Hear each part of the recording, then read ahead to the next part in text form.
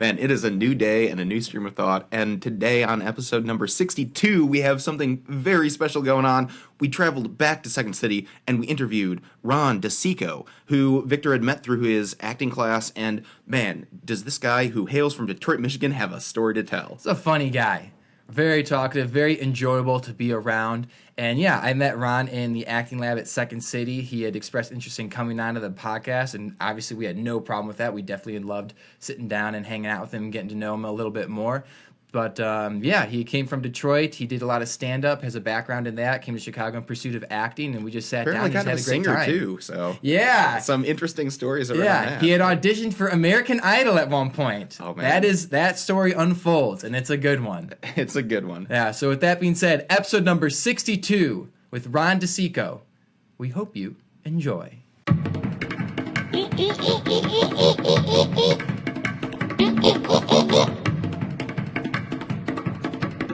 He said the last episode, what was it? The song that never ends. This is the song that never ends. How are you referring to it?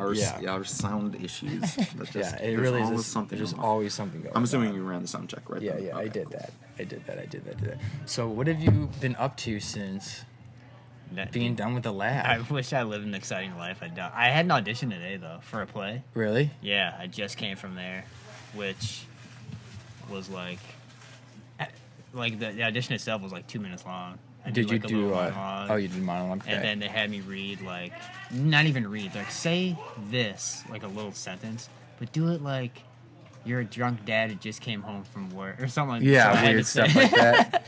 And I did it. And they're like, okay, and I'll do this and this something else. They're like, all right, thanks, we'll let you know. And I was like, I thought it went pretty good though. It was That's my good. first actual audition outside of Second City. Cool. That Well, one of the questions that I keep having over in my head is, especially when you're trying to do, character acting or whatever, like be a drunk dad. Like, Yeah. with your kids. I'm assuming you're not a drunk dad who Yeah. has kids, right? So it's like, You got to tap into How your do you- inner Yeah. drunk dadness. how do you tap into an experience that you have no conception of what that's like at all? And I've never actually asked Victor that, but I'm interested in what either of you guys have to say on that. I feel like, especially now, I try to be more alert to other people and other people's experiences or other people. So like behaviors yeah. and like. So then things hopefully that- I can have something locked back and they're like, oh yeah, this kind of reminds me of Bob. So I'm gonna do this. Yeah. Yeah, I think for me, if you have time to prepare for it, it's different. But if they're just like, Do you try look this, at YouTube videos it's like, all or right, something how am I like that gonna? of drunk dads coming home to their kids? I mean, you do all the research you can do, but again, like if it's on the fly, it's like you take a second, like, okay, how am I gonna pull this out of my ass? Like, Yeah. okay, I'll just try it like this. Yeah. Interesting. Well, what's the feedback like? Do you guys feel like you get honest feedback when you do, or is it more congratulatory feedback of like, way to go, you did awesome, you made it through? What do you think? I don't know. I feel like in class sometimes I felt like, just be honest with me, dude. Like if it sucked, let me know. Yeah. But I always kind of felt like it was like, no, that was good, but you did this. But I'm like, but be straight up. Don't tell me like- it was good. If it was okay. Yeah, Like, yeah. Tell me it was, The compliment sandwich, Yeah. right? Where it's But some in the positives, real negatives. world, like there's just so many people auditioning, they're not going to spend time on your feedback. It's like, okay, Well, thank have you, or classmates like, okay, and we friends have and we have stuff like enough. that who can, I'm assuming, assess your. I've given you Yeah, some no, but pretty I'm saying like if you're going, feedback. I'm saying if you're going on an audition in front of Oh, casting okay, directors, okay. It's So is just- that different than the it's just- normal acting process? Going on an audition, going on an audition. I mean, going like, on wouldn't an it be about the same as like how you normally act? It's I don't it's know. I feel like different different animal than in casting the class. people are like very politician-y. Where Oh, they're really? like, they put on that face like, yeah, The stoic, like Well, we're not gonna say if we like it or No, not. Yeah, It's like- one of my instructors Yeah. is a casting director, and she was like, "Hey, we're doing a podcast. Say hi real quick." Oh, you want it now? Yeah, no, you're fine. Oh, come on. Okay. That was our instructor, Michael Pieper, the Michael Pieper. the goat. The goat. What were we just? Oh no, I had an instructor who is a casting director, and she said, yeah, if you walk into the room and people are very, stone faced, like don't take that personally. Just remember that they're doing this, you're probably the 400th person they've seen. It's been 12 hours, and they are just very business oriented and just want to get on to the next one. So it's nothing that you've done personally. It's just like, okay, thank you, we have enough. That doesn't mean they suck. It just means they have enough, and you're good. A couple of years ago, I auditioned for American Idol. Like, Oh, no way. I'm not a terrible singer, but I'm also not like an amazing singer. But I was like, you know what, like, why not? Yeah. Like, What season? it was like this 8th season, I think, or something like that. Okay, so God, that would have been like Yeah, what, it like was a 5 while years ago. ago or Yeah. so, 7 years ago. So it was at Ford Field, which was like the Lions Field. Like 20,000 people were there, and so I was there. I got there at 5 in the morning. That's what time they told you to get there. Yeah. But I didn't end up getting like actually auditioned until like 6 o'clock at night. Like I was there No way. all day. Oh my goodness. But you can tell. Were you anticipating that, or was this just like I see. you- Like you I kinda- kind of was anticipating it, but not to that extent. I was That's like, okay, insane. yeah. So, but finally, I get. It's just like a line on the field. Like everybody's sitting in the stands, and then they start bringing like gradually, little by little. So you're just lined up on the field with like a desk of people, and so you can hear the like 4 or 5 people ahead of you of their audition and hear what they say, and by that time, because those people have been there since probably 3 in the morning, you know.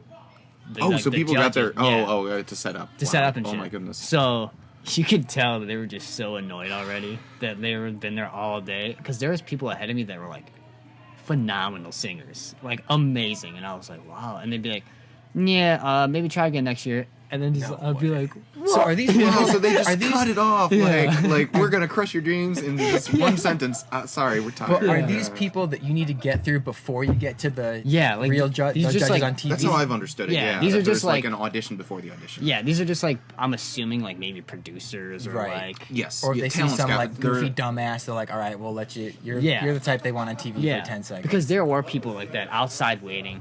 They were like dressed up like freaking chickens or like Yeah. just like pimps, and like just like you could tell it was a total character. Yeah. And you can see when they get like the like golden ticket, they hand you a paper and you kind of go this way, and the people who don't get to go this way. Yeah. You So can I'm see assuming those there's a characters flood going of, this way. of people Oh, yeah. like leaving, and then the golden ticket. Every people. once in a while, somebody would cut off that way, and you could see the character people like. And I'm like, dude, there's no way that guy was a good singer. That was just like yeah, total character. Really? So it tended to be more characters. Yeah. ended up just going show up with a than- top hat and a clock around your neck. Right. That's so. I mean, it must be such. I wonder if like some of the producers or people that do that. Must be like, gosh, like this sucks, because now at that point it had become so popular, Yeah. as opposed to like maybe the first Oh, 1 yeah. or 2 or 3 seasons. I mean, it was super popular right off the bat, but like Yeah. then you have it kind of changed where people realize, oh, if I'm just a dumbass, I can get on TV. Yeah, exactly. I imagine like the first 2, maybe even 3 seasons, especially the first one, was probably legitimately people who believed they could sing. They found out there was a singing competition. Sweet, this is my opportunity, so they go. And then after like the second, third, second, it was like anybody who thought that they could pull off something, they're like, hey, Yeah. I'm going. Like, I'll take the day off work and go make an idiot of myself. You never Yeah. know. Yeah. So how did you enter the day? Were you like, I'm just going to be an authentic me and Pretty try much, and be yeah. the best singer that I can? Or okay, so That's what I see, no and- character yeah, I development tried, or anything like, like that. I, I've got, I murdered a person and stole their voice, and now I can sing with their voice. I feel like that. I tried like, and when I told my family, like, I think I'm gonna go audition for American Idol, and they're like, yeah, cool. But they were all of them were like, you should have like a character or something. I'm like, no, I'm not gonna You dumb totally myself should have down. had a character. But then like Oh, when man. I was there in line, I'm like, oh, I should have totally did a character. I fucked up. You had 13 hours. Yeah. I feel like, yeah. Oh my God, I should've Wow, given but- it something. wow, yeah. That's, But one thing I will say, it might be a little bad, but whatever. So because you have to fill out like this sheet, a background sheet, like where you're from, blah blah blah. But then like, what would make you unique contestant, blah blah blah.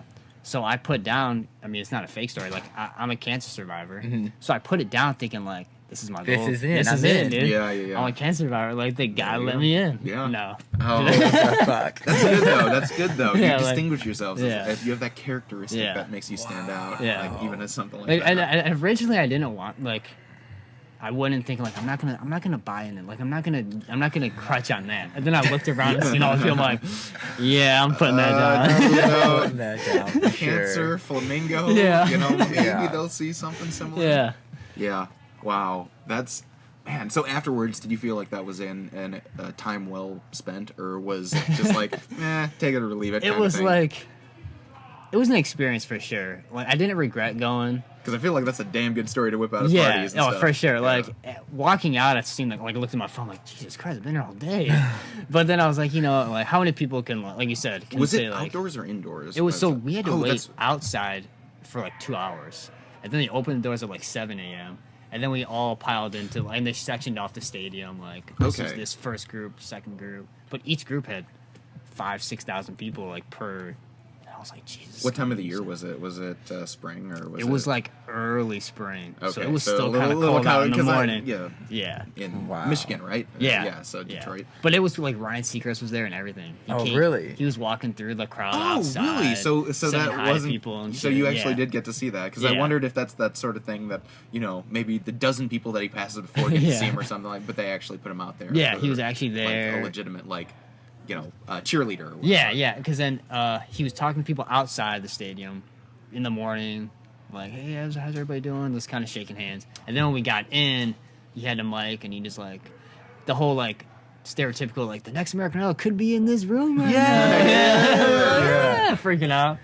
And then he probably left and went I would home. like to see, I would like to see him behind closed doors, like, gosh, got another fucking seat. Yeah, that's for real, dude. Like, oh, Jesus Christ. I don't know, man. I feel like he's the definition of vanilla because he's probably one of the most powerful talk show hosts out there, one of the wealthiest talk show hosts out there, and no one has ever had these sort of behind-the-scenes stories of, wow, this guy's a jackass. Because you normally hear that, whispers behind the scenes of, like, this isn't a pleasant person to be around. You just don't hear anything about him. He's just No, like a he's black just, like, kind of guy. there. Like, he's Yeah. nice, he's friendly, but he's not like a Chris Hardwick. He's not Yeah. like a, People, you never, extrovert but type. You never hear like extreme bad or extreme good. No, it's never just, like, oh my god, I met Ryan Seacrest. He's the greatest guy It's like- alive. exactly. It was It's just just like, he's a guy. hey, he's you know, cool. he's- There was in the first season in the first season of that show there was another host. There were two of them. Yeah, that's right. And then the other guy just You're bringing back disappeared. memories. Yeah. Back, what, 2000? This is 2002.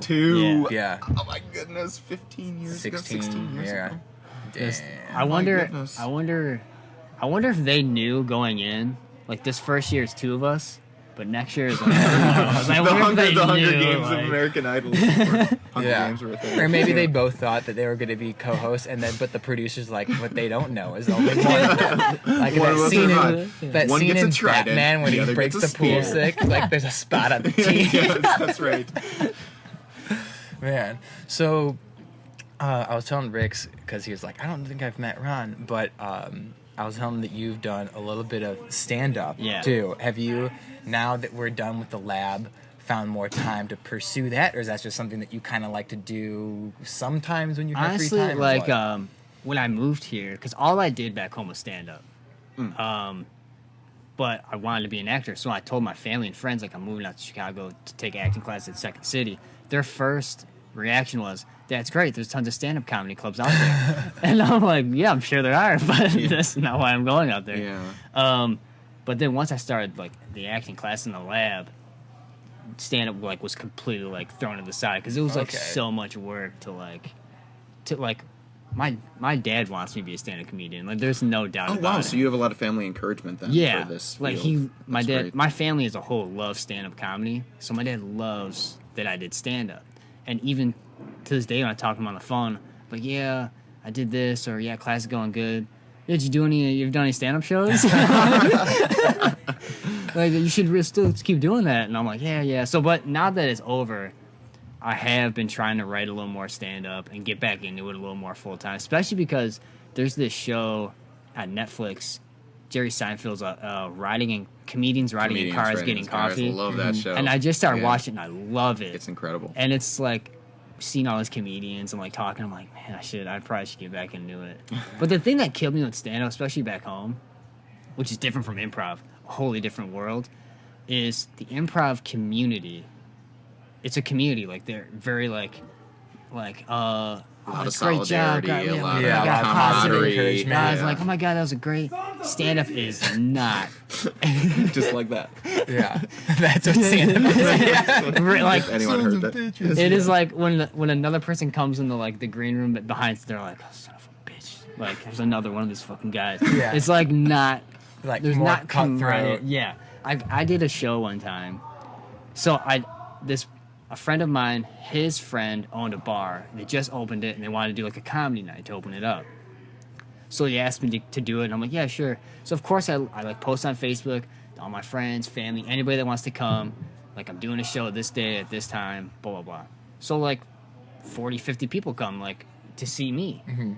Well, the bar itself wasn't very big, so, like, majority of the people there were probably to see me.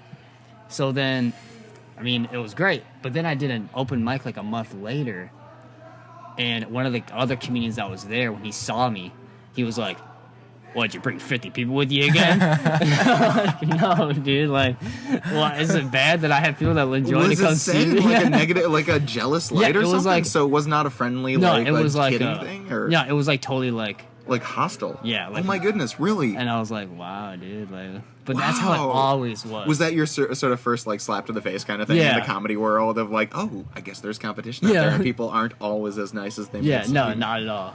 Wow. So what's your preference then for comedy style? Is it stand up or is it? I honestly just started doing stand up back home just to do it, like just to kind of add to the resume. And like I said, my dad, my family, they all love stand up. I grew up watching stand up, so I was like, this would be cool to do.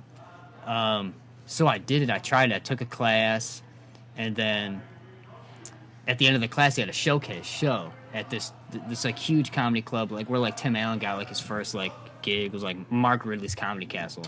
Oh, okay. So it's like a really big club in Michigan.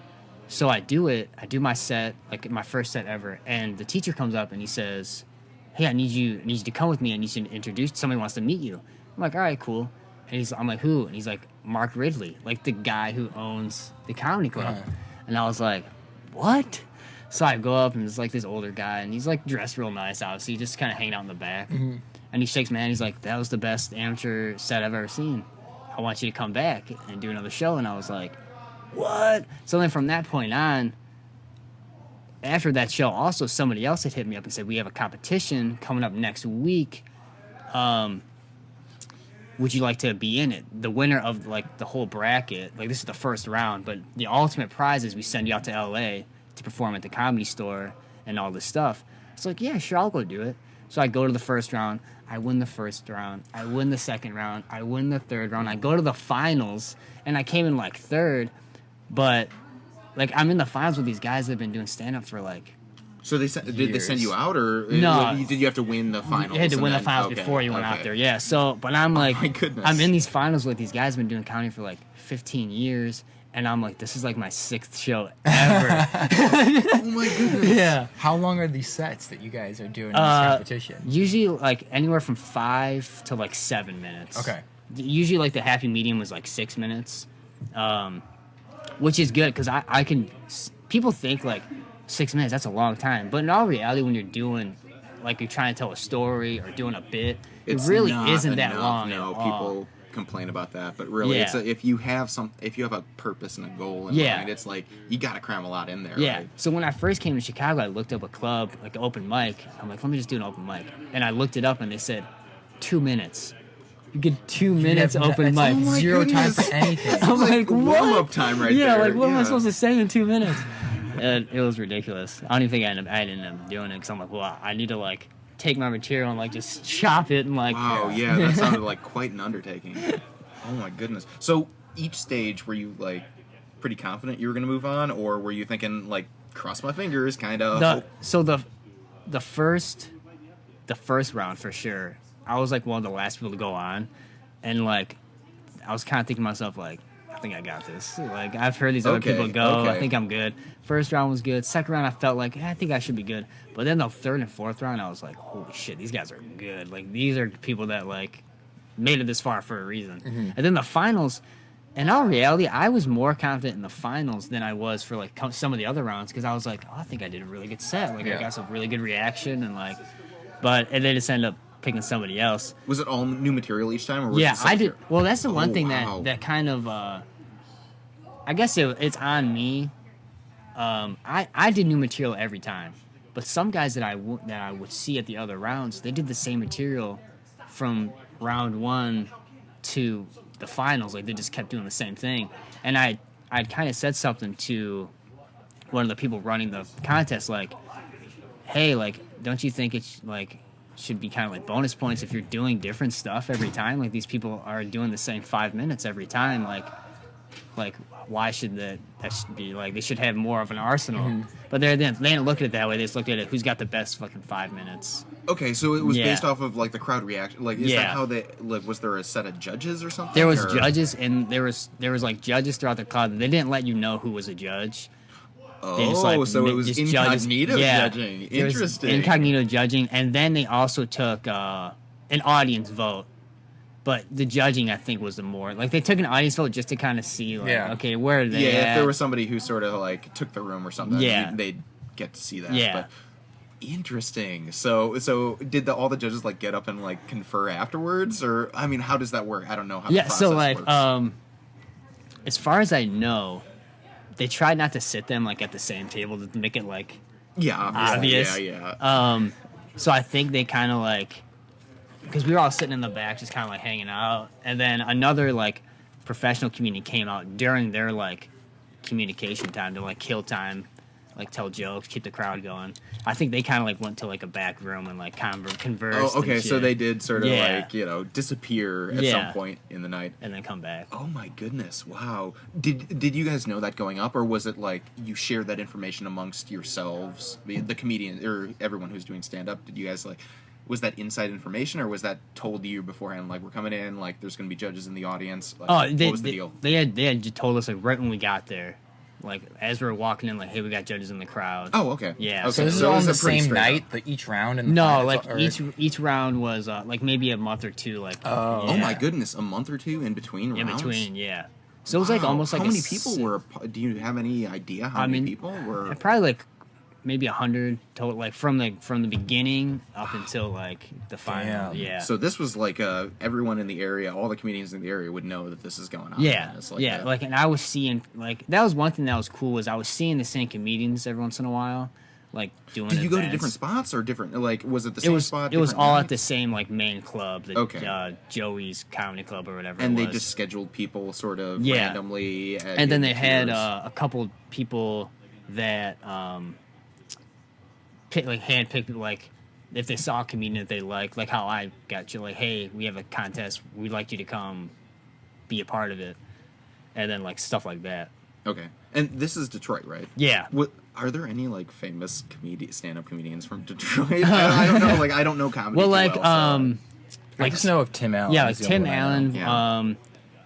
Allen, Keegan Michael Key is from Royal Oak, Michigan. The guy from Key and Peele. Oh yeah, Yeah. yeah. I didn't know that. Yeah, he that went- makes total sense because but he did Get Out, right? Yeah. Or was that That was Jordan- That was Jordan Jordan Peele. Peele. Yeah. Jordan Keegan Peele Michael did Key? Get Out. But Keegan, okay, interesting because I thought that Get Out was based in Michigan, I believe. Yeah, I think so. So that's interesting. I wonder if their partnership had anything Yeah. to do with the staging of the area. Yeah, Okay, so Tim Allen and that's pretty Peele. much as far as I know. Yeah. Interesting. I But don't know. is there like a local community? Because obviously people sort of talk and know each Yeah, other. yeah. When you were at that final stage, was it like, oh, these are kind of the people who are locally known as Yeah. the stand-up Yeah, comedian? as a type yeah, crew? like I started to get to know some of the people that were like regularly getting shows and doing shows around the city. So was there anybody that may have been like hostile towards you, and then they're like, "Oh, he's okay," and then they're like nice to you, or like? There was what? I always got a very like nonchalant good job. Like they didn't want to tell me good job because they were just like too like ego. Yeah. But I'd come back off my set and I did a good set and they'd be like, "Yeah, that was good, man. Good job." And then like the begrudging respect Yeah. of a post-performance. Wow. Because, I mean, I feel like, I don't know, and Victor, you've been to LA. Have you been to LA? at No. all? I mean, it feels like the sort of, you have LA, New York as sort of the epicenters of stand-up and comedy and stuff like that. Yeah. But the reality is that everywhere across Everywhere, the country yeah. has sort of these hubs of, but it's very localized, right? It's Yeah. very regional. So Yeah. if there's a popular person from Michigan, for example, like Michiganders might know them, but no Yeah, one but else, no- one yeah. else in the country is going to know it. Whereas if you're a star in LA or New York, people are going to But know you if nationally. you are coming up in Michigan, or you're coming up in Chicago, or you're wherever you are, I believe eventually you need to make the move to Yeah. establish yourself in LA Betrayal or New York. of your homegrown roots, man. People No, need it's that not support. that. I mean, it's just once you get to a certain level, you need to Yeah, no, realize that you've that's where the exhausted co- all the resources in that particular area, and the next step is to go to one of those Yeah. two cities. Yeah, well, and that's why I feel like a lot of my family assumed that's what I was doing when I moved to Chicago. Was Oh, like taking the that jump, next step. yeah. Like, oh, he's done with Michigan, he's going to Chicago. But that really wasn't why I came out here. I mean, I do love stand up. I enjoy doing it. I enjoy stand up way more than I enjoy doing improv because I know what I'm doing. Yeah. Like I know what I have to say. I have different points I got to hit. Where improv is just like, okay, what's gonna happen tonight? I think I still need to work on coming up with some bits, but ever since while we were doing the lab, I was like, well, now that I have more time after the lab, I'm going to work on coming up with some Yeah. bits, and I'm like super self-conscious on like, I don't know if this is funny. I think it's hilarious, Yeah. and I make myself laugh. But then what I've realized since I've gained interest in that, like I'll watch comedians who, no matter who it is, and you'll realize the thing they say on paper, it doesn't really seem that funny. Yeah. But it is. Yeah. So you don't have to really like. I'm just like in my head a little bit too much Yeah. on like what's funny, what's not. Yeah. But that's I Well- imagine why you have to work out material and just Yeah, do the exactly. same thing over and over and over to figure out and how figure to out say because it. I've done not that I've done a crazy amount of shows 'cause I didn't do as much stand up as I probably should have, especially considering I was like going through this competition. But there was jokes that would kill one night. I'd be like, that's my go-to joke, dude. Like whenever I want a good laugh, I'll go to that. And then I do it again another night, nothing. And I'm like, what, dude? This is. Yeah, that's very interesting. But the one thing I will say, because I taken the class at that Mark Ridley's, because it was just like how the internet, if you're looking things up, suddenly like things start popping up on the Yeah. side, and it was like Mark Illuminati, Ridley's Comedy yeah. Club. Yeah, so I was like, whatever, I'll click on it, and it was only like $180 or something like that for like 8 weeks, and the teacher, Bill Bouchard, amazing, was like the greatest comedian like I've ever like. This is a stand-up class. Yeah. Okay. And he was amazing because he told us the first day, like, I can't teach you how to be funny. Like, it's not possible. Either you're funny or you're not funny. But I can teach you how to write bits and how to put things together and how to take what you think is funny and turn it into a routine. So it would just be like literally us standing up on stage, and he'd say, do you have anything you want to work on? And most of the time you'd be like, no, because you have no idea. And then he would just kind of start rattling off like, what'd you do today? Oh, did you go to work? Anything at work piss you off? And you'd start just rambling on, just like pretty much venting. And then he'd help you like, what if you took that and you said this about it? And then we started talking about what you said before. And he would just kind of help you like maneuver it into like, okay, now this is a joke. Instead of me just venting about how terrible That's my day right. was. seeing the humor Yeah. in the day-to-day occurrences. That's what I that need we to figure out have. how to do. Because when I vent, I think it's funny. Yeah. But I need to figure out how to Yeah, craft no it. one else thinks it's funny. Well, but the thing is too is for me when I write my stuff, because when I first started writing, I was so worried like I'm kind of a goofy guy, so my humor might not be what everybody else's humor is. Yeah. I got to make all these people laugh. But then I started thinking, you know what? Whatever. If I think it's funny, Yeah. it's got to be somebody else out there who probably thinks it's funny. So I just started writing stuff that I thought was funny, yeah. and just kind of hope for the best.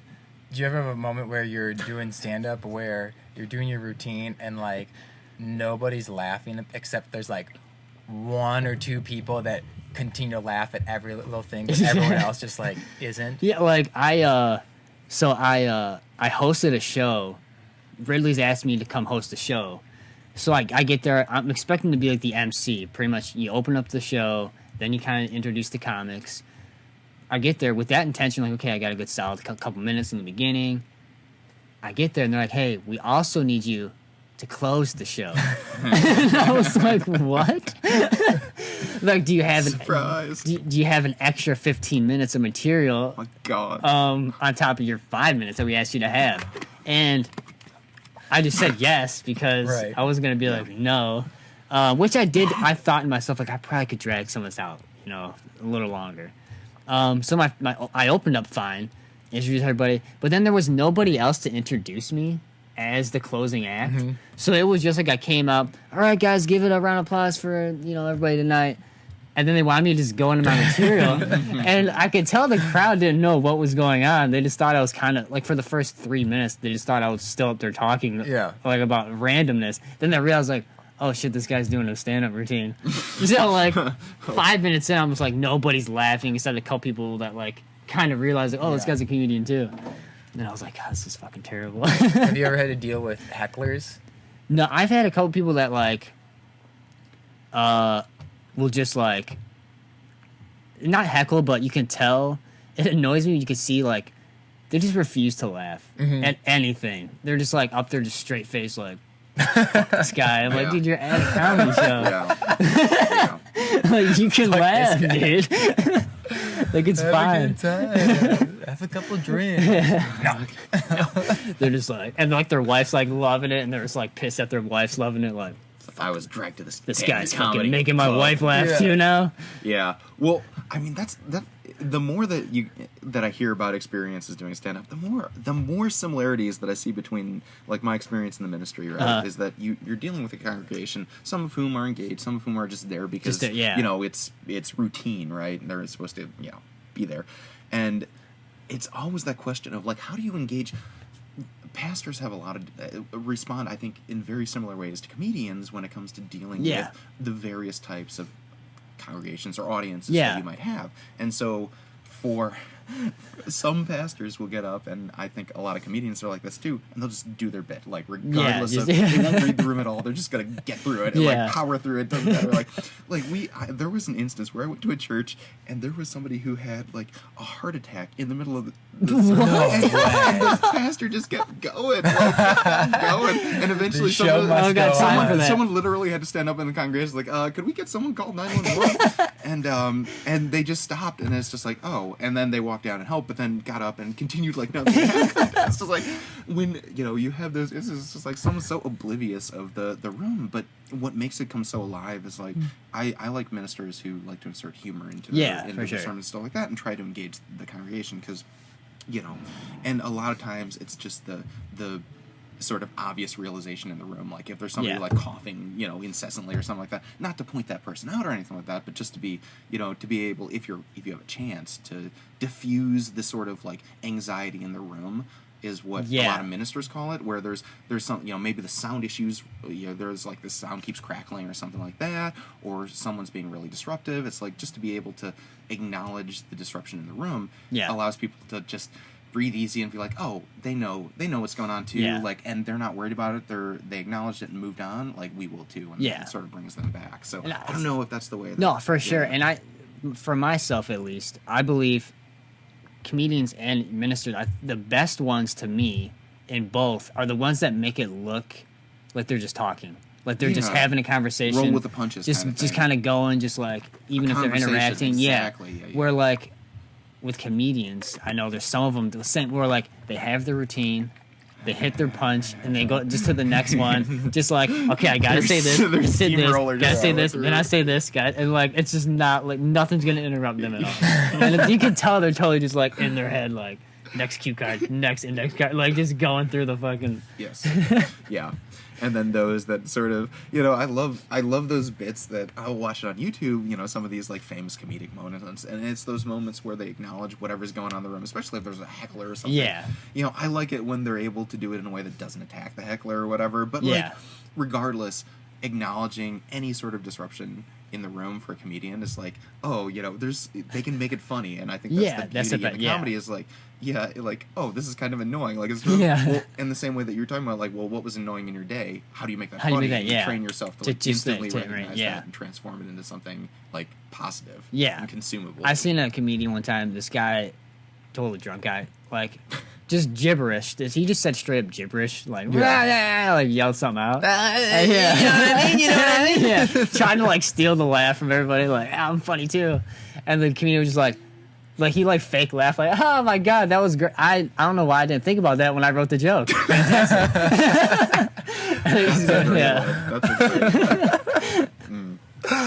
So what are your aspirations? Like, what are your ultimate end goal hopes in this career? I would love to be like a film actor. That was, like, when I moved out here, that's what I wanted to pursue, like, acting just acting.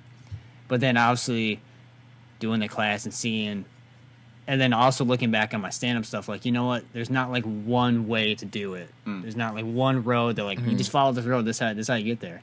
And I was like, you know what? Sometimes you have to do a little bit of stand-up. You have to do like just a little bit of everything, and then hopefully it all kind of meets at that right point. But my end goal would be to be like a film actor.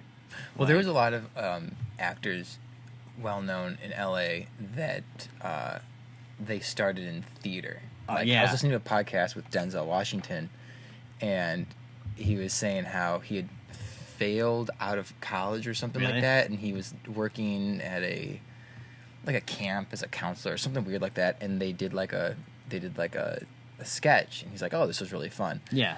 And he, I think, was doing like theater, and then it's always the same story with people. Like, this job led to this job, and then this job led to here, led to here, led to here, led to here, led to here, and then all of a sudden it's like history. So it's like you can try and, just like Rick was saying, you got to just go with the flow. Yeah. There's no right way to do it. There's no straight line. You might just like, go off and veer in one direction, try this and then for a little bit. Come back. Well, I remember I'm a big comic book fan, so I remember when X-Men first came out, and they announced Hugh Jackman was playing Wolverine, and my first thought was, who the fuck is Hugh Jackman? Oh, really? And then I was reading articles, and just fans just ripping down this guy like, fucking, he's a Broadway actor. He's gonna play the toughest freaking mutant in the fucking world. And I was like, he's a fucking Broadway actor? What? Why would they do that? Yeah. But I didn't know at that time that like most actors do like kind of start in theater and then work their way in. A lot of them, more than I think we realize. But yeah. And but everybody's first reaction was, oh my god, he's done Broadway. This guy's, what the hell's wrong? Why would they pick this guy? Well, you're a fucking queer. Yeah, well, that is so fascinating because I'm a huge comic book person myself growing up, and so when they came out with X-Men, I was so excited, and I had never been very interested in sort of like who was portraying who, and so when it came out, I'm like, this dude is Wolverine. I'm like, whoa, like what? How could they cast such a perfect person? Yeah, and to hear behind the scenes that people who were actually like researching who Hugh Jackman was, like, wait, Broadway, he's gonna play the bloodthirsty Wolverine? Like, really? That's so interesting, because I would have, if I had heard that ahead of time, like a Broadway actor is gonna play freaking Wolverine, I probably would have come in with a little skepticism myself. But just seeing it straight up, not knowing the backstory, I was just like, yes. I love those stories though, like when stuff like even like Heath Ledger, or like when Michael Keaton got cast as Batman, you read all those articles of them like, Mr. Mom, what? This guy, like, and then it turning out to be like a genius move. But I love seeing those stories. Like, people just didn't think outside the box. Like, this guy might be pretty talented. Let's get. They were saying how with Tom Hanks, the podcast I was listening to with him, for the roles he was doing, I can't remember which one changed it, but he said to himself like, the I was almost typecast as kind of like that guy that's just, kind of a pussy. Kind of like the poor me type guy. And he did like a few films, and then I think he said like, no, I'm not going to be... He did one film where he didn't play that kind of guy. Yeah. And he's like, I'm fucking done with that. I'm not doing that. Not doing that anymore. And luckily he like made that early enough in his career where like that didn't like stick with him. Yeah. That's what I'm... As far as getting into acting goes, I'm worried about typecasting myself. Or like, and that's probably the reason why, like, I told my family at first, like, I think I'm gonna take a break from stand-up because I don't want to be just known as the stand-up comedian or just a comedy guy. Yeah. And then like later on in my career, I try and do like a serious movie, and they're like, well, "How come this isn't funny? What the hell's wrong with this guy? This movie sucks." I'm like, "Well, no, I'm not just a comedian. I want to try other things." I think I remember several years ago, like 15 or 20 years ago, maybe, I don't know, when I was like a kid or teenager, I remember thinking to myself like, oh man, like once I kind of knew what typecast was, I was like, oh well, fuck that, like you could just make so much money being the same person over and over again, like why wouldn't anyone want to do that?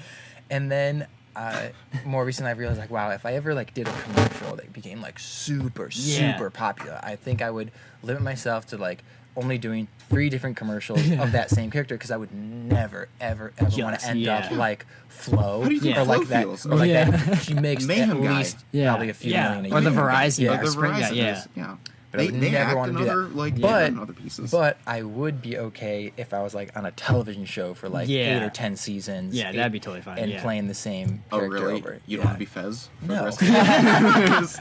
Yeah, playing a TV person. Yeah, Even David Schwimmer said that, like, after Friends. Like, it's even hard for him, like, to... Yeah, because he's always Ross. Like, whenever people see him, it's like... Well, who is that? Jennifer Aniston, I think, also has that problem. She's vented her frustrations about always being associated with the show. Jennifer Aniston, right? Yeah. Yeah. All 6 of them became super famous overnight when that show happened. When that show went on air. The only thing I would be able to do is, if I was ever a superhero...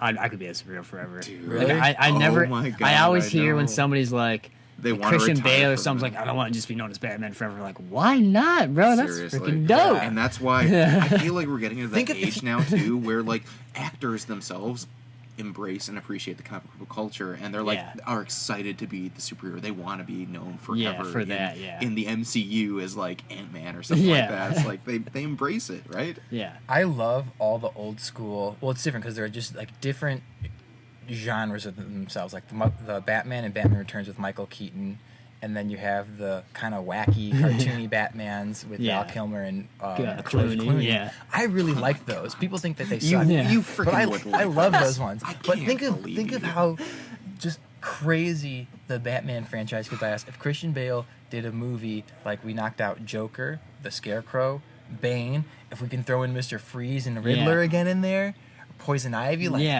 like that entire fucking comic book. My could theory be is told. that the DCU should have started with the Christopher Nolan Batman. I thought that should have been the entryway into what Into, because like, what it was, they're trying it was now, like a sense of realism in the comics as well. Like I think that's why I liked like Dark Knight, favorite movie, like top 1 or 2 movies ever, and that was just because of the realism and like the intensity of the acting and all that. Like it was this very like gritty realism. I thought if they built it out from there as opposed to doing this whitewashing, you know, like now we have a whole new storyline which is collapsing on itself. I read an article after The Dark Knight Rises. I don't know if it was like true. Obviously, it's on the internet, so who knows? it's gotta be true. It's on the internet. Yeah. But supposedly somebody had said that Christopher Nolan had said, I'll make one more Batman movie with Christian Bale if like the world promises to never make another Batman movie ever. And they were like, no. Like, what? After The Dark Knight Rises, they were he was talking about doing a 4th one, and they were like, well, no, dude, like, why would we do that? Why would we agree to that? But he was like, no, I'll make one more, and then I own Batman. Right. No. Oh, okay. I'd be okay with that. I'd be okay with Christopher Nolan owning Batman. But I feel like they like while they were doing the Christopher Nolan Batmans, which were amazing, Marvel was like building this whole universe that like at the beginning was like, where are they going with this? And then now it's this freaking mega like. Well, I was telling Ricks because I remember Avengers you and Infinity Jeff Wars, and the trailer. Greg went to go see whatever. Yeah. I don't even know what the fuck is going on anymore. Like I don't know. Like I have no idea. I showed him the Infinity Wars trailer, and he was like, at the very end, the first thing he said was that Guardians of the Galaxy? At the end? Like nothing else, nothing about like the epicness of Thanos or Iron Man in his iron suit. Like it was just like, was that Guardians of the Galaxy? Like the tree? Like I noticed the tree. like, Is that Guardian? Yeah. You've never seen Guardians of the Galaxy? Yeah. You've never seen Thor? I've never seen. I finally saw Guardians of the Galaxy like a few weeks ago, and then I'm watching the movie. I'm like, wait, I thought the tree was small. Like, what's going on? I was like, what is going on right now? So this man is not one for the MCU. Well, it's kind of like when I went, like, every year we'd see Harry Potter around Thanksgiving when we go visit family. And, like, after a while, I'm just like, which Harry Potter am I on? Yeah. What's going on? Someone tell me what's going on right now. I'm lost. Well, and I mean, the biggest criticism that you see from a lot of film critics is like, oh, another superhero movie, superhero movie. But it's interesting because I think that superhero movies are trying to diversify themselves. You look at something like Ant-Man, which is like a heist film. Like, if it wasn't the superhero element, it would be categorized as a heist film. Yeah. And it's like you have all these happens to have this action, super adventure, suit, mystery, horror. You know, the New Mutants this year is coming out. Now that, Disney and Fox, Disney has absorbed Fox, so we're going to just get this, like, more epic universe that's developing, but, you know, I don't know. We'll see how long it lasts. Yeah, I'm not exactly. sure. I'm loving it. It's lasted longer than I thought it would, I feel like. And and people are asking the question: Is Infinity Wars going to be the swan song of the superhero franchise?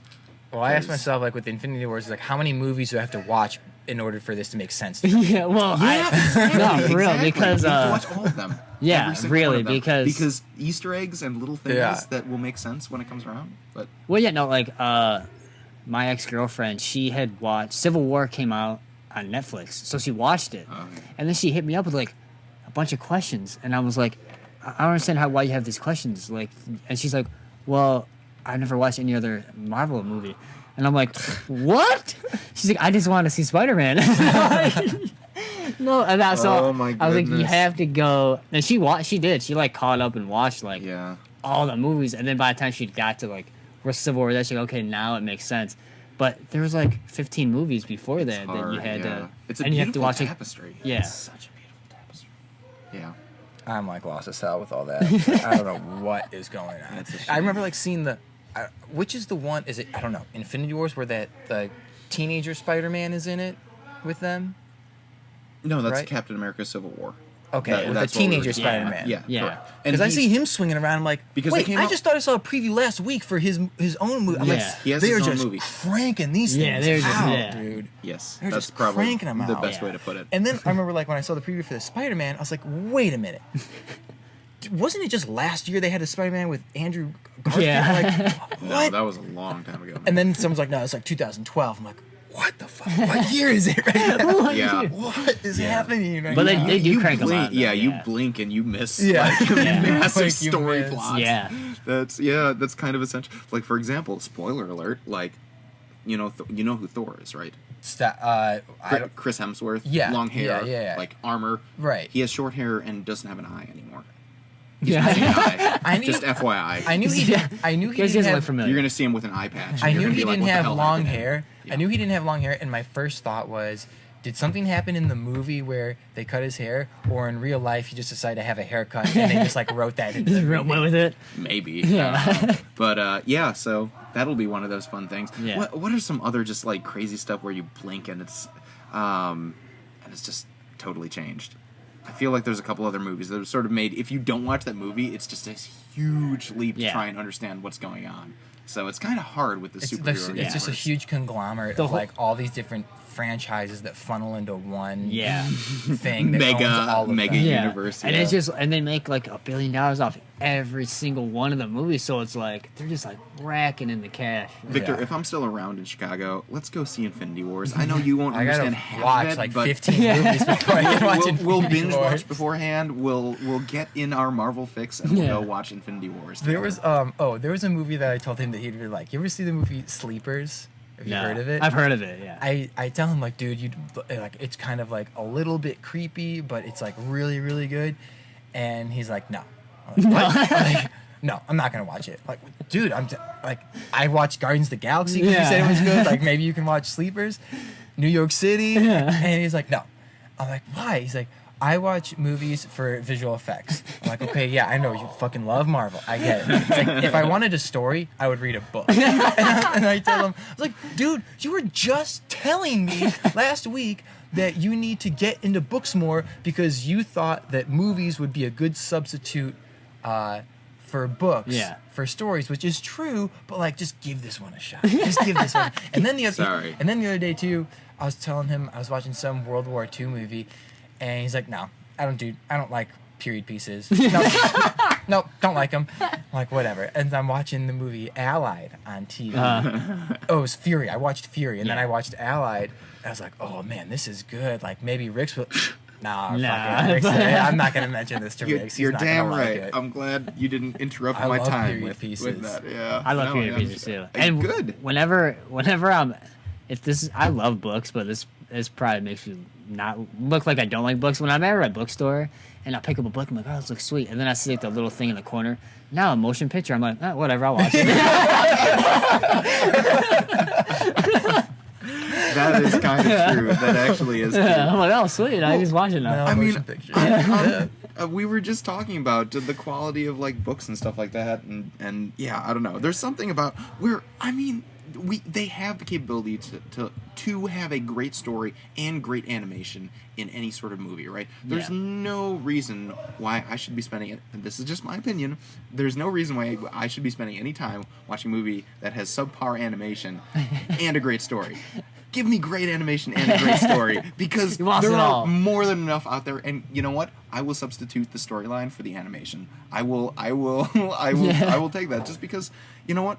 There are plenty of books out there that give you a great, solid story. Like, if you want to go on a journey and you want to get attached to characters, read a book. Like, that's my attitude. Yeah. But for movies, they're fleeting. Like, entertain my eyes, right? Well, like, my eyes want to see something pretty. I've never met anyone that seen a movie and read a book and was like, yeah, the movie was better. It's always like, oh, the book was way better. Because you gotta read the better. There's that attachment element for sure. Yeah. I'm sure there's two things they have to sacrifice for whatever reason. They just can't translate it into the... Dude, the studio always gets involved. There's always that corporate aspect to it that just ruins any sort of creative, like, consistency between the book and the movie. That's just... Well, I forgot who it was, but there was an interview with this director, and they had asked, like, what's the biggest, like, misconception with directing or movie making? He's like, the biggest misconception is people think I have more power than I actually do. It's like, I've had friends hit me up like, hey, just saw the trailer, it looks amazing, and I didn't even know we had a trailer out yet. Like, they didn't even tell me. Literally, they send the film as it goes off to an ad agency or whatever without any sort of direction, and they just compile whatever footage looks cool into a storyline. Sometimes they spoil the movie, sometimes they don't. Like, they give off that impression that the movie's about something that's not actually about. But it's like, the director doesn't have any control over what gets presented. In Blade Runner 2049, there's this huge, as much as like a new Blade Runner movie's coming out, like Harrison Ford's super attached to the story from the 80s, and I'm watching the movie. I'm watching the movie for like an hour and a half, and then Harrison Ford comes on screen, and I'm like, dude, I completely forgot he was in this movie. Like, so much time goes by, and he's in the movie. He's got maybe 20 minutes of screen time. Really? And Blade Runner 2049, like Ryan Gosling and Harrison Ford. It's like the Chewie and Han cameo in Star Wars. Like, oh my goodness. But yeah, dude, and he's dead. He's dead. That was fun. Just let's wrap up all of Harrison Ford's role. Indiana Jones, let's kill him off. Let's kill off Blade Runner. Let's kill off Han Solo. Yep, we'll end his career like Hugh Jackman and one after another. Well, the first Star Wars, or the seventh, I don't know. Yeah. The one that came out a couple of years ago, like Harrison Ford, and you see Carrie Fisher, and my first thought was like, damn, these guys are old. Oh yeah, like these guys are old. They sound old too. It's just you can hear the age in their can hear voice. they're like tired of acting. For sure. Or even like Fisher, like her as Princess Leia in the old movies is like, oh my gosh, she is smoking. Yeah. And then you see her, she's older. I'm like, wow, she's old now. Well, I was telling Rick that I watch a lot of episodes of The Twilight Zone from the 60s, and I'm watching these episodes, and I'm like, damn, who is this actress? She's so hot. And then I'm like, oh, she's either dead or like 90 years old right now. It's like, I wonder if she ever did any nude scenes. Yeah. Wait, 87 years old? Oh, nope. Sorry, close that window. Crap. Or, like some of the rock stars from like the 60s and 70s. Yeah. Like, damn, they're super hot. And then it's like, time was not on their side. Time and drugs, most likely. Yeah, for sure. Drugs, absolutely. What do you think that well, I know you said that you like comedy, but that's not like your go-to thing. In improv, obviously, you not really, but the acting thing, like, so what is it that you want to accomplish for yourself now that the acting lab is done, like between now and June, let's say? That's a variation of that question. What are your hopes for the future? Nope. Okay, no, let's take a mine's way more specific. Because apparently mine. No, because what are your hopes? What are your hopes for the future? I'd love to be living in LA. I'd love to eventually get to the point where I don't have to be asked to audition. I'd love it, but okay, in the more micro sense, the more realistic, like in the immediate future sense. I felt like that's intertwined, but whatever, man. No, just steal my thunder. I'm gonna steal the thunder until you watch the movies I recommend. Yourself. Okay. Like from here to like June, I would like to at least do one kind of production at all, whether it's a play or like some kind of like a web series Yeah. or like anything that like it's just like some kind of a production. I'd like to do at least one, maybe two, just to kind of add to the resume of something that's not Second City. Right? That's what I'm thinking too. Oh, really? Okay, so branching outside. Yeah. Do you feel like Second City's kind of like sort of its own sphere, and you gotta like get outside of there to get any sort of like traction? I feel like, like we're really, because I felt like I mean, I don't mean to interrupt, but No. I thought that when people talk about Second City, it's like, oh, getting the foothold in like the wider community. But is it like just a training ground kind of? no. setting I feel like when footprint? people see Second City on a resume, they're like, all right, well, that's credible. Like it's Second City. Like, but I also feel like when you're in the Second City like mold, you're like in this bubble of just doing stuff that pertains to Second City. Okay. Unless you like go out of your way to like, I feel like nobody really comes here to look for talent because they assume they're already a part of Second City. They're probably pretty legit. They don't doing need stuff me to go outside. find them. Interesting. I feel like you have to go your own way and be like, oh no, actually, I don't want to just be a Second City actor. I want to do other things. Okay, so That's people what I don't feel like like, yeah. try and recruit at Second City. Not that It's just I- like yeah. okay, yeah. I mean, there are generally people don't share stories like that. our show that we did, Sabotage. There were people that showed up there, and one of our instructors who was in the show, a talent agent saw him and asked him to audition, and now he has representation from them. So like people will come here just to check it out. You Yeah. know what I'm saying? Yeah. And you hear so much about people getting their start at Second City. Most people who went to SNL and everything Yeah. like Yeah, that. yeah, But that's it's what I like think about. but it's like anything. Like you don't want to have a resume filled with only one thing and Yeah. the same people over and over. You want to have a variation. Yeah. I'll for sure do stuff here, but like that I don't makes want sense. to. I don't want to get myself stuck like only doing things Only doing- here. yeah. You know what I'm saying? That makes total sense. Yeah, Yeah. no, I mean, like any other career field, right? The more variety of experiences, Yeah. the Yeah, more capable because you I can feel be I don't in- know if in it's that true, but area. I feel like if somebody sees that you've just done this one with this one theater, they're probably thinking like, Yeah, 'cause I'm well, thinking, why is like- he only doing stuff with Yeah. these people? With my resume, yeah, I like for going into ministry, I definitely didn't keep it in one area. It was just as many areas as I could possibly think, and it seemed to be more visually appealing. yeah, the diversity. so, of okay, he's like, experience. making himself young. Are you on Backstage? So I got this. I signed up for Backstage. I went What on is there. Backstage, by the way? It's like an online It's like the actor version of LinkedIn, kind Yeah. of. So like Oh, on Backstage, you have a profile. like that's got- nationally known. Yeah, it's been everyone around for the country almost is, 60 like, the years. go-to Super Yeah. super site. credible. Yeah, people Okay. can post like castings or we got a Interesting, script that we need this for. Like you can post anything on there. And what's crazy is you can apply, like it takes like a click of a button, and then they receive all your your information. headshot, your Yeah. resume. Like it makes it super super easy. But yeah, so I did like the Actors Access, and then I just like, all right, I gotta do Backstage because Backstage is like you said, like 60 years. Everybody knows about Backstage. So I go to like sign up for the subscription, and it says $12.50 a month / $149.95 annually. So I was thinking like, all right, $12.50 a month, dope. I can pay $12.50 a month. Click, put on information, done. I go to like buy something the next day, and I check my account, and I have like no money, and I'm like, what happened? And I didn't understand that it was literally $149 all at once. But if you break it down monthly, you'd only be paying 12. Like that was their way of like, oh no, we just want to It was like. the exact same thing. Yeah. Just like different. Like no, we were Oh just trying my- to show you like if you buy the year as a whole, it only equals the $12.50 a month. But technically, no, we take $149 all at once. Yeah. And I was like, well, Fuck me. Yeah, I wish I understood that better. Wow. Yeah. Oh my goodness. Yeah, learning But things. if So you're- how did Yeah. you deal with that? Like, I what was was like, what was your response?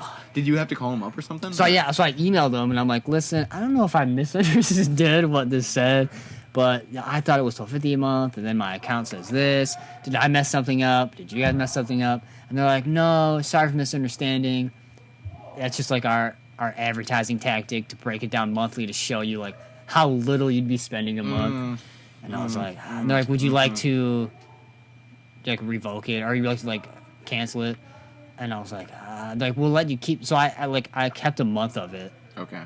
and then I was like, yeah, after this month, just cancel it until I have $150. I can let it Yeah, go. yeah, that you can actually spend Yeah. on that. Yeah, Yeah. for sure. Oh my goodness. That's so crazy that it's like, oh yeah, no, I can do monthly. Like Yeah. that's cool. That's so weird that they would do that. Yeah, but Yeah. that's for backstage. We got stuff. another Yeah. one. We got another one. He fell for it. So what are the perks of backstage? So it just like with the subscription, you can submit like an unlimited amount of like headshots and See if I film. can bring it up while we're Yeah, doing like this. you can like unlimited amount of clips or Of your like Of and yourself. So is that just like any sort of acting field, or is that Yeah. specific? Okay, so they have like they'll post like music videos on there. The coolest thing too is like you can filter what the Yeah. things come 'Cause up. So like what I have is and you can label them different things. So I have like Chicago. So I have like things. My parameters like don't show me anything outside of 35 miles of my radius because you put in your zip code. Show me things that are only paid. Show me things that are like age group, like if you haven't- leave yeah. Okay. leave out like goofy shit where it's like we need someone to dress up as a fucking Ninja Turtle for this thing. Yeah. Like so you can fine tune it to what you want. But it's very, very interesting and it's a very great tool. Yeah, and it's to like use. it's if I had the $150, I would have been like, yeah, totally keep it. I mean, I didn't want to pay that, but I would have. like, are there immediate benefits, or is it like Yeah, the no, overtime kind of thing? Of like, do you see No, job offers? what you got to do is see, you like, got to be exposure? you got to be I don't tedious with it. understand, Like Yeah. you got to cast a wide net. So like it's you kind got of to like apply to a bunch of if you're stuff. gonna be a YouTuber, like you got to go all in, like with the backstage thing. It's Yeah. like you got to make sure that you're on top of it. You're constantly Yeah, sort like of every single checking, day, like, pretty like much. Like, yesterday, Really? yeah. Okay, so it's a I chore. applied, or a few days ago, Not a I chore. applied to kind of. Yeah. to several different things, and I got like one reply back like confirmation we've received your information. We'll let you know if we are interested in you, and another saying like, hey, here's the script. We're interested in you. Do a self tape and send it back to us, and if we're interested after that, we'll contact you again. So half the time you never hear back. That's just the way Yeah. it works. Okay. So it's you just got to kind of go through, see if it's something that fits your look or that you're interested in. Apply, and just like anything with.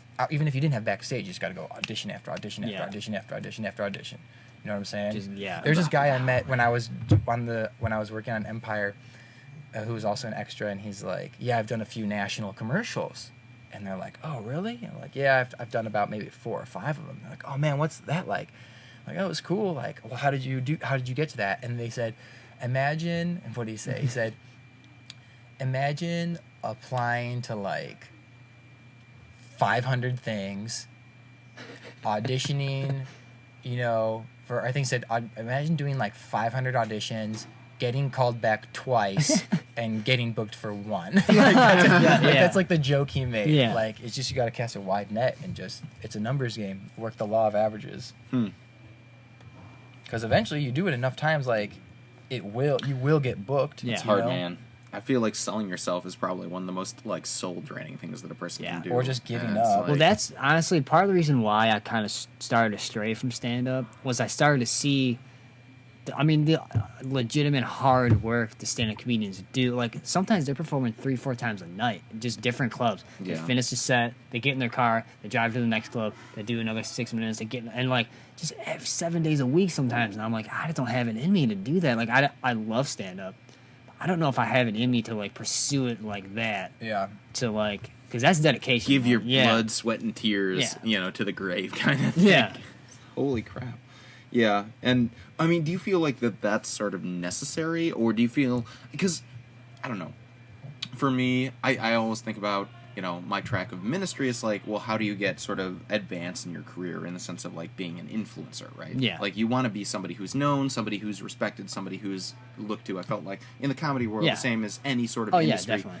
And for me, it was like, well, you can do the grunt work, but you have to know the right people, kind of thing. absolutely, It's like yeah. to move up. And as much as you sort of expose yourself and like go out on a limb and like talk with people and stuff like that, if you're not talking to the right people, then sort of you're just running on the hamster wheel, right? Yeah, exactly. And so I don't know how similar it is when it comes to like how concerned you are about like finding the right people to talk to versus just like doing what you want to do and then sort of expecting something positive to happen just out of the regular routine that I think a lot of people I feel like follow. the networking yourself is a big part of it, of like introducing yourself to like I forgot who it was. Somebody I was talking to was telling me like when I was doing stand up, like you should introduce yourself to everybody, and that's in the club, whether it's the bartender or like you just to let everybody know who you are, just because you never know. Yeah. And I don't. Not that I'm not a friendly person. I mean, I can talk to anybody really. Are you an introvert or an extrovert? Do you consider yourself? I'm probably more of an introvert. I see you as an introvert. Yeah. All right, cool. I read you right there. All So, right, yeah. So I mean, like, if I have to communicate, I will for sure. I can do it, but I'm not one to like go out of my way to like start shaking hands and making buddies and like. Yeah. I always just try to bank on if I'm good, somebody will notice it. Yeah. Hopefully, like that's the hope. Obviously, it's not always the case. I'm sure there's like millions of comedians, actors, anybody, musicians who are like phenomenal that probably are way more talented than people that are getting paid to do it. Yeah. They just didn't talk to the right person or didn't have the right opportunity. Or, Yeah. So is that sort of? I mean, how do you balance that between like the sort of work that you're planning on putting into? I'm assuming pursuing stand-up, like continuing like going down that path and into film career, and versus like sort of hoping along that path, if you do enough things and enough variety, you'll meet some people who are able to like carry you up on your way. Like, what's the tension there? I think like I think I'm have to like let go of my ego a lot, or like I'll do anything you guys want me to do. Huh. Like if you want me to sit tables here at this comedy club, then yeah, I'll sit people at this table, but let me. A mutuality in the sort of willingness to be a servant with the expectation that I'm going to get something out of it. Yeah. We are part of the ride. Yeah. And in hopes that along the line somebody's going to come in this place that is worth something. That I might make an impression on. Well, I think that's a beautiful thing too, because when it comes down to it, people who take that sort of humble servant mentality tend to be the best type of role models, because they're one of like, hey, just be you, be an authentic good person and try your hardest, and that that should be able to like help you rise to the top. And you being somebody who's actually practicing that right now, like when you get to that point of helping other people up in the same way, it's like you feed the cycle. It's a very positive cycle. Even on that, when I did the audition today, they had me fill out a little questionnaire, and at the bottom it said, if you don't get cast, would you be willing to help out the production in any way, like in parentheses, like passing out flyers and things like that? And I was like, I can't put no here because I feel like that's an automatic death sentence. I have to put yes. Even if it's imaginary. But I mean, you don't know. You could be passing out flyers to a talent agent who's like, you don't happen to be an actor, are you?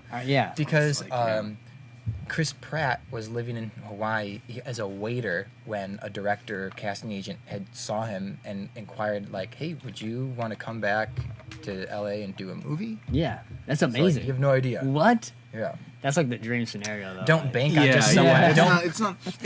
It's service without expectation, right? It's like you're gonna be of service. You're gonna like be a genuine person with like the acknowledgement that cool stuff like that happens, but without the expectation that in fact it will happen. It's like there are going to be 99.9% more shitty days than there are like awesome days where that pays off, but that 0.1% is like what it takes to get you to that next level. Exactly. Because it happens so rarely, right?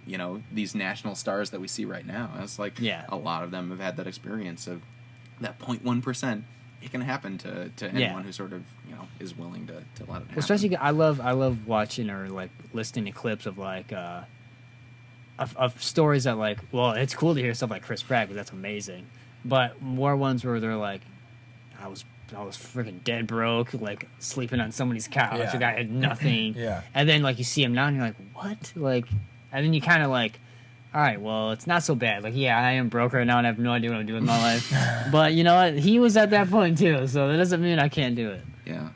I think too, those are the better stories where someone's been grinding it out for 15 or 20 years, as opposed to like someone who's like 17 and became famous when by the time they were like 14. You know what I'm saying? Like, and don't really know what it's like to struggle, have like struggle or have these immense pressures. Yeah, because they've never had that kind of like that kind of, I mean, everybody has stress, but their stress is a different stress. It's like, I would happily take that stress opposed to my everyday stress of like.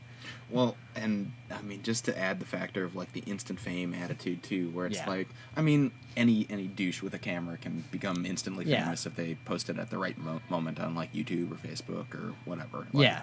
And so there's got to be a little bit of envy in that. Like, Well, I've always asked myself, if I were to win the lottery, would I still want to be an actor or a comedian? Like, would that urge still be there? Because now technically, there's not like a monetary need or like I'm set really.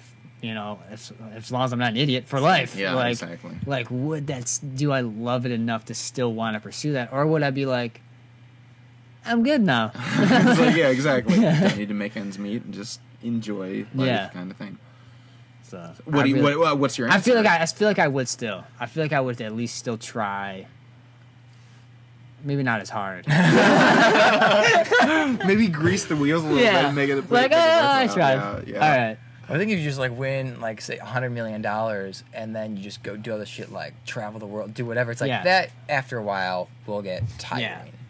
For sure. Maybe. Well then, Depends if it's your the thing passion. too is stuff like backstage or like all these other auditions, things like that.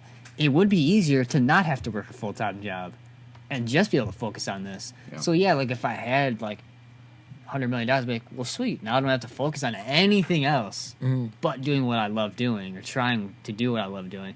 And then like, I feel like it might even push you a little more because then that stress of bills and like having to go to a job you hate and like doing all that would kind of hopefully help you focus. Like, I got money. Yeah.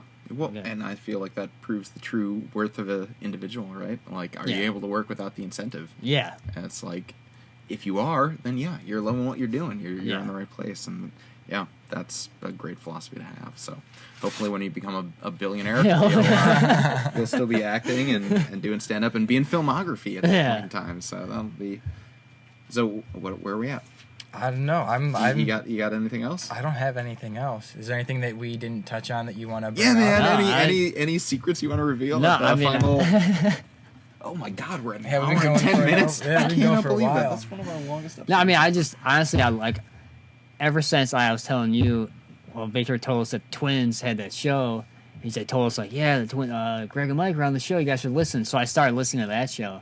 And from that point on, I just kept listening, and like I love the show, dude. It's awesome. Nice. Like it's Thank you. It's great. We try and after every episode, so we just kind of gauge, see where we are in terms of like downloads and everything, and there's for the last few months there have been consistently 5 people, or maybe one person just downloading 5 episodes. I don't know. Right. Like That's no, entirely like possible. Spain, Russia, the Netherlands, Netherlands. Australia, Mexico. What? So like, and we do this just because we have fun doing Yeah, it. You know, for sure. we don't have any expectations. We're not trying to make any money off of this, though that would be pretty fucking sweet. Yeah. Like, we just do it because it's fun, and Yeah. we just have something to go back and listen to, and going like with acting or stand up, like if you just do it without any expectations because you love it, like yeah, it sucks because sometimes like one of us will be in the middle of a nap and like no, we have to do an episode today. It's like, well, this sucks. Yeah. Okay, you do it, but if you just like keep doing it, eventually, you know, I think monetary gain will come, or you can turn something into a business or whatever the case is. But Yeah. you just gotta have to be crazy enough to just have a passion for it, where that what you're grinding out to somebody else would be like, that's fucking insane. I would Yeah. never do that. Oh, But for you sure. love it so much that like you're not thinking about that. Yeah. And that's what that was the difference between stand up and acting with me was I never dreaded acting or doing a scene or going to class. There was times when I had to write for stand up and I'm like, I just don't want to do this, dude. I Yeah. don't want to do it. But then like once you get up there and you get a couple laughs, you're like, yeah, that was worth it. But the grind of it was like, do I love it enough Yeah. to keep doing it? We're Yeah. like, this is just fun. This is just like fun to do. Like you said, it'd be awesome to like get paid to do it, or you know, enough listeners where like Yeah. it's a serious thing. But until you get to that point, it's just like, well, I'm just having a good time. And I think those are the best shows. Those are the best ones. When yeah. you're just BSing and just having fun and just like You can totally tell because I'm a podcast listener. So do you listen to podcasts at all? Or I is do. it- Every once in a while I do. Yeah. But the ones I listen to always have sort of advertisements, and they run off of the advertising. You can tell the difference between people who sort of have a passion for what they're doing and others who are sort of part of the corporate system who are just doing it because the ad revenue comes in. They have a lot of listeners and all that. But I mean, and that's I think the difference too in doing something like this is we're at what 61 now. This is number 61. This is 61 now. And we started back in June 3rd was the very first podcast episode that went out. And doing like basically we've only missed one or two. We've done about twice a week, every week, with the exception of a couple times where like one of us is out of town. 2 or 3 weeks where between June 3rd and the end of the year, we did 55 episodes. And I'll be honest and say that there haven't been times where I'm like, what the fuck are we doing? Like, there's no one listening to our podcast. We have maybe 5 or 6 people who listen to our podcast. Like, what the fuck are we doing? But then we actually get to meet, we actually get to talk, and it's just, for me, like, I love it because it's cathartic. It's a chance to be able to, like, say what's on my mind.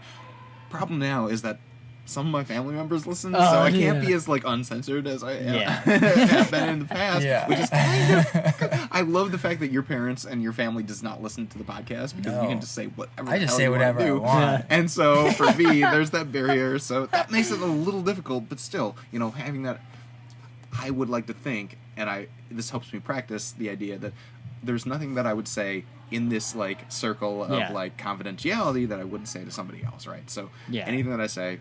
Any language that I use, accept it, like because that's part of who I am. So I am, But doing it because you love it, I think that's the only reason that I'm still doing it is because I have a good time doing it. I'm not expecting financial gain. I'm not expecting success, fame or anything like that, which is fine. I mean, like it's good for my soul. It's good for my spirit, and it's fun. It gives me a story to tell. Yeah, right? exactly. And you can tell when people are having, like you said, you can tell when whether it's a podcast or a show or an interview, you can tell when people are legitimately having fun. Like that's the reason why I like that comedians in cars getting coffee, because it seems like it's just two friends just like joking around and like just BSing. Or like on the Tonight Show, you can tell like this guy's he's got a movie coming out, so he's here because he's got to sell this movie. And he's under contract to sit in this chair. And Jimmy Fallon probably doesn't even give a fuck like what he has to say. They're just going through the motions. Yeah, but you can tell like with it, you're just having fun, just BSing. Yeah, and it's fun to listen to. It's life is meant to be a journey. Let's enjoy it. When I told people about our podcast when we were doing the lab, and I like sent out a link one time, I said like, "Hey, Mike and Greg were on it." Like, I remember a few days went by. I remember, like, you and Jess have said, like, oh, I listened to this episode. I'm like, okay, cool. But in the back of my head, I was like, all right, why the fuck aren't any of you telling me how great this podcast is right now? Leave a review in iTunes. Are we going to have a problem? You should have said it again, like, I don't know if you guys missed this or not, but I fucking said a podcast link, so... Well, it's funny because, like, I saw this meme on Instagram the other day. Or it wasn't necessarily a meme, but it was a screenshot, and someone had posted it, and this guy commented on his own photo. But it was really great because he was saying how, hey, guys, I noticed how I have 300 followers, but I haven't been getting 300 likes on my Instagram post. And he says like, and as a result, I created a spreadsheet with all my followers. And for those who go like 2 times in a row without liking a photo, you are automatically highlighted in red. If there is a third instance where you do not like a photo, you will receive an in-person consultation or something goofy like real That's goofy awesome. like that. But that's what I think too, because like I tell people, what's the phrase, you can't be a prophet in your own land? Yeah. I asked my sister like a few weeks ago when she was in the country, I'm like, have you been listening to my podcast? She's like, no. Like, what the fuck? Yeah. I talk to my neighbors, like you, Jess, are the only people who've listened to it, and the people that you tell, like, don't end up being consistent supporters of your work. And I'm just like, I'm gonna at this point in time, I'm gonna give a shout out to my sister because your sister. She listens on a regular basis, which is weird. Thank you, Lizzie.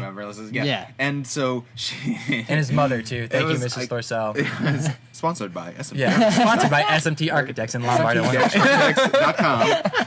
Visit them in Lombard, Illinois. And so my sister, she texts me back, and this is a recent feedback, but she's like, I was driving with my boyfriend to Colorado, and we were listening to about 15 minutes, and my boyfriend got bored, and so we stopped listening. And I was like, well, good, cool. Like, I forget exactly. It was more useful feedback than that, for example, but it was like, you're not exactly talking to the mainstream audience. It was like, was it the one where you texted me and I didn't text you back until like 2 days later? This actually, because you know what? Family, if you're willing, family can be one of the most honest, assessors of your state of being. He says this. He says to me, feedback from my sister. So suggestion, for your last video, we called it Reefer Madness. When you're listening to it, people are going to tune out because they're going to feel like it was a Rick roll. Oh, here's an eye-catching podcast, but you only hear about it 30 minutes after talking about all their stuff. Yeah. I think it should have been split into 2 different episodes. And he texted me that, what his sister texted him, and I didn't really know what to say. Yeah. So then I just texted like a smart-ass comment back, like, good thing people have the free will of utilizing fast forward. So here's the response after that. And I said, okay, thanks for the feedback. I'll pass it on to Victor. Yeah. And she responds, I had Kevin listen to it, her boyfriend, since we're going to Colorado. And I was like, oh, Kevin, listen to this. And he did so. And he got bored within 5 minutes because it wasn't what he expected. Hey, if you don't like our show, fuck you. Which is totally fine. I mean, I will take that attitude too, where it's like, we're being ourselves. If you don't like it, whatever, don't listen. Yeah, you have the option. It's cool. It's a free country, right? Like, we're not really making any money off of this, so we're not getting anything out of this. So listen if you want. Don't listen if you don't want. If you're entertained, whatever. But like getting feedback like that, like what do you do with stuff where it's sort of this weird feedback that wants you to conform to something that's not quite yourself, and maybe, I don't know, it's that weird thing. And I don't know if there's that instance in comedy where it's like, oh, well, wouldn't it be funny if you were like the loser boyfriend or something like that? It's like, you'd make a great loser boyfriend kind of thing. It's like, I don't know if there's that pressure to like conform to a particular type of well, I think also it's just like you don't have anything to lose when you're starting out. Like if you're, let's say, but that's the thing, is that once you start getting like, oh, like for me, maybe it was just me, but like to hear that my sister is listening on a daily basis, like, oh, we have a consistent audience member. I want to be able to respond to feedback there, and do so in a way that's like,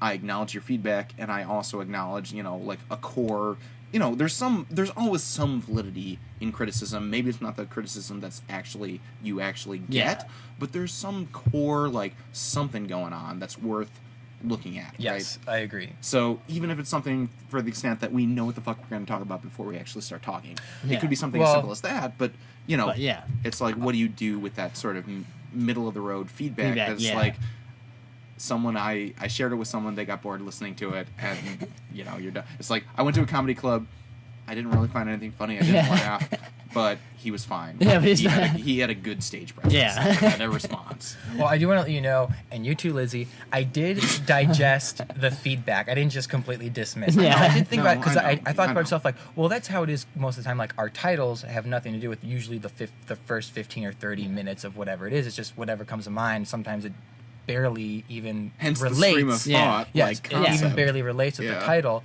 And then, too, like, we could chop things up into different episodes, but at the same time, we don't want to have an episode that's like 20 minutes or 30 minutes. We had that one that was like 34 minutes. That was our shortest episode ever, but also, like you just said, it's a stream of thought. It's just one thing after another, after another, without any like game plan, so to speak. And it's like, too, the acknowledgement, we're not trying to like hoodwink anyone either by like naming it. We're just trying to be funny, right? Yes. So, well, no, I think it's fun that it has that kind of randomness to it, where like, last episode started out with his headphones. and his whole gray attire. That was all. And then it went into like this like deep conversation of like culture, and I'm like, what? What's just happening? That is hilarious. That's awesome. They did that. Man, you really did listen to our episode. Wow. Yeah. that's it was very funny humbling. too, because when we were talking about the headphones, like, in the back of my head, I was thinking, like, this is very, like, Seinfeld, talking about something so stupid. And then you would warn me I about thought to that myself a beforehand, little bit, too, like, who's going to listen to this? And then, like, 5 seconds later, I got tired of talking about something. All right, we're done. No, We're talking about something. Let's talk about my outfit. Yeah, we're walk out of that. But I think that's... What's the deal? What's the deal with this color? Yeah. I mean, it's all about, like, trying to be as authentic to yourself as you possibly can, right? If you're not entertained, if you're not amused, then, like, you're obviously... Something's not... Well, the thing is, too, with me, at least in my perspective, and even when I started doing the stand-up stuff, is there's a million stand-up comedians, there's a million podcasts that are exactly the same. It's the one that's just a little different or has some kind of different aspect to it. That's the one that like people grasp onto compared to like, oh yeah, but it sounds exactly like that. It sounds exactly like that. So I think it's, you guys could easily go into like, well, this is how podcasts work, so we're going to start doing it like this. Yeah, formula. This is how it right? should go. Yeah. This is how the norm.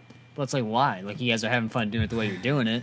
And it's whatever. Like, It is so funny because I think that totally relates to the YouTube field. Like, right now I manage a YouTube channel called The Drywall Doctor, and it's up to Also available on Instagram and Twitter. yeah, seriously, check us out.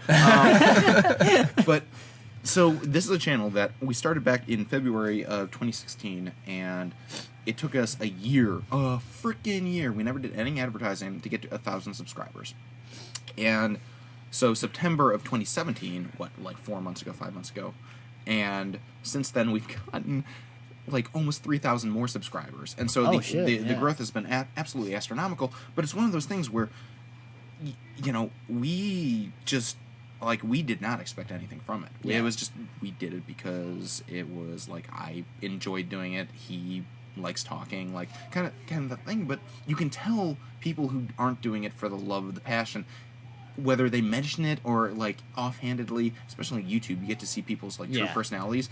And there will be a couple times, especially when people do live streams, those smaller channels like under 1,000 subs, where I don't know if you've ever checked out like channels on YouTube with like the small little channels just for giggles or whatever.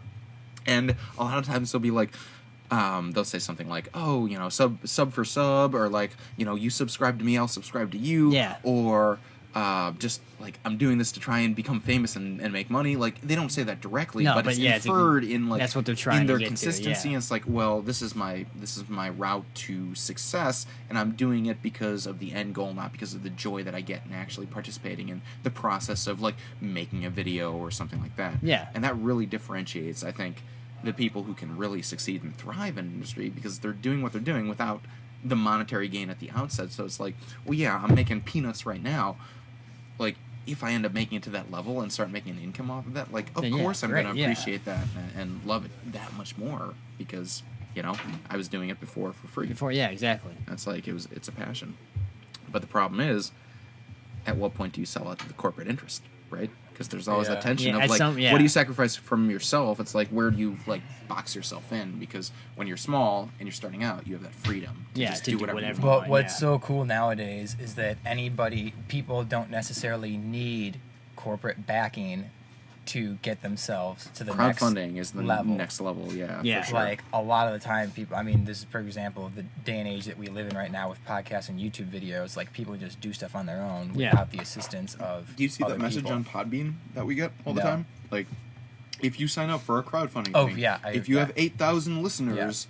8,000 listeners, that would be fucking awesome. I love 8,000. And they all contributed $1 a month. Like, you'd be making $8,000 a month. Well, I was thinking, too, because a lot of the podcasts, I listen to 3. Ours, Chris Hardwick, and Awards Chatter.